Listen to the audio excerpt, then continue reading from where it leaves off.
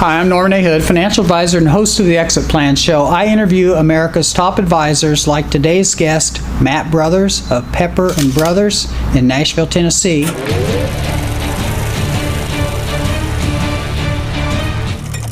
We help business owners enjoy more freedom, grow companies faster, transition ownership seamlessly, and create lasting legacies.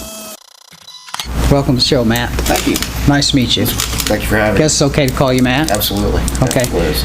We're going to start out. I'm going to have you tell our audience a little bit about your background and your career path. Great. Well, I grew up in New England, graduated from Boston College in 1990, moved down to Nashville, Tennessee, went to law school at Vanderbilt, graduated in 1993, and stayed here, ultimately married a Southern girl, and I'm still here. I started out doing litigation and did primarily litigation through about 1998 when I started doing transactional work. Once I started doing transactional work, I had absolutely no desire to go back to litigation. I really enjoyed it. I enjoyed the process, enjoyed everything about it. So I've been doing business acquisitions, business formations for about 15, 17 years. Okay. So how do you think people that know you personally would describe you? Let's just say your wife. Let's say I had her here and I say, hey, tell us about Matt. What would she say? Stubborn and difficult. And a little bit anal. But I probably not characteristics that are unusual for a lawyer. Okay. All right. I'm sure you have some more positive ones. I think so. But, well, at least you're being honest. Jury's out on that. Okay. Can you tell us the services that Pepper & Brothers offer?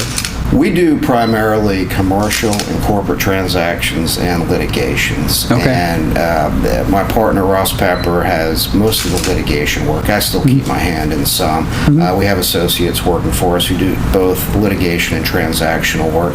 I do primarily transactional work, business acquisitions, some commercial real estate, bank loan closings, commercial leasing, things like that. Okay.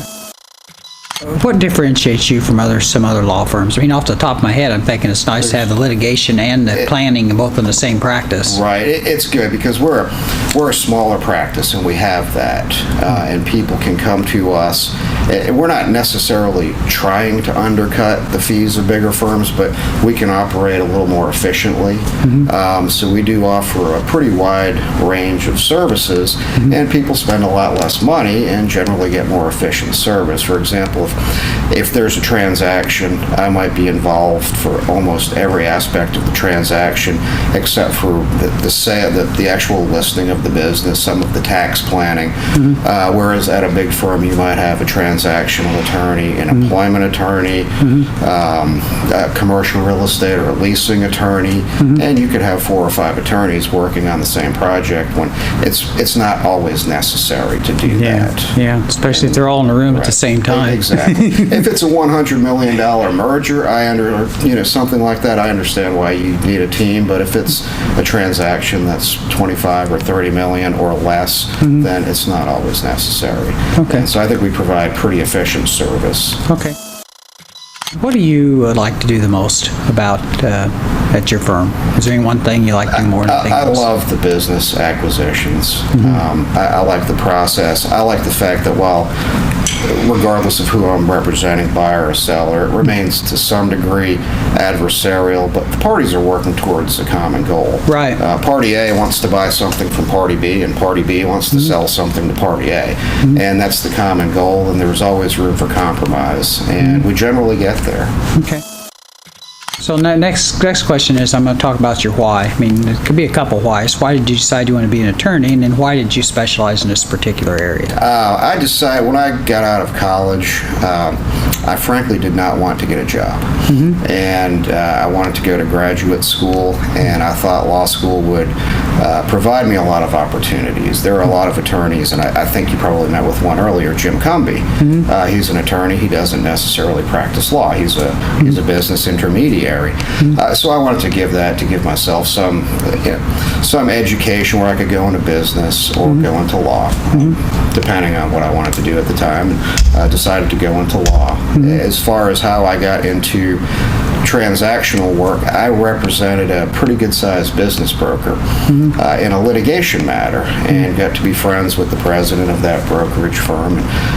He said, after all, would you like to start doing closings for us? And I hadn't done one before, and it was probably late 90s, and he said, it's really easy, don't worry about it. And it wasn't at first, but as time went on, it became easier and easier, and so I fell into it, and as I started doing it, I really enjoyed it. Okay. Last question. Business owners watch our show for a few reasons. Either they want to enjoy a little more freedom, take a little more time away from their work, grow their company faster, transition ownership either through a sale or transfer to an insider, and then sometimes they're having a hard time redefining their purpose, which fits in with their, whatever legacy they want to leave at the end. If you could give them one tip in any one of those 4 areas, what would the tip be? I can only speak towards selling the business. Plan ahead.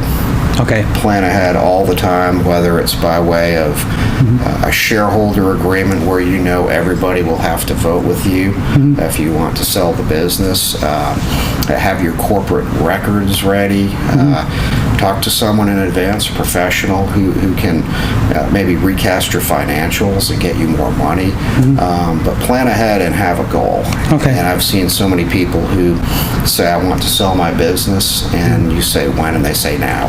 Right. And they haven't done anything. So as far what I can tell them is, please go ahead and have a plan, and don't do it by the seat of your pants. And it might take 5 years to get your business to a point where it's attractive to buyers. Okay, great advice. Good tip. That was Matt Brothers.